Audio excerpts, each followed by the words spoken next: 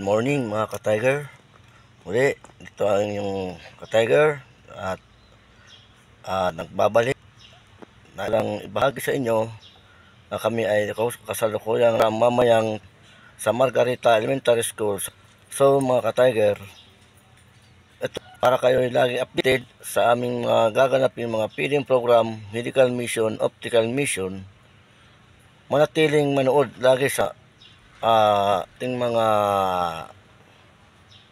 video and photo na ibabahagi dito sa ating YouTube channel.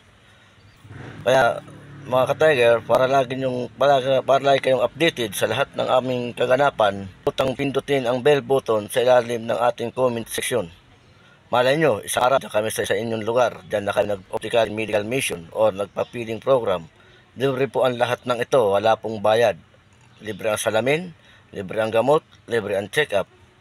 Kaya so mga ka-Tiger, kaya huwag kalilimutan ang manood palagi sa ating videos para maging updated kayo sa lahat ng kaganapan at kung kailan gaganapin ang aming mga medical mission.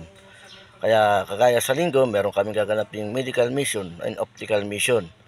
So nais ko lang ibahagi sa inyo lahat ng itong aming ginaganap na aming mga activity or mga libreng optical and medical. Ito ay nanggaling sa samahan ng aming Sagip Guardians Incorporated sa pagtutulungan ng mga member at pangunguna ng aming chairman, Chairman Charlie RS23.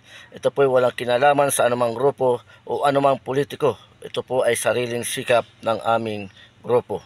Kaya po, para lang updated, ano pang inaantay nyo? Pindutin na ang bell button. Thank you.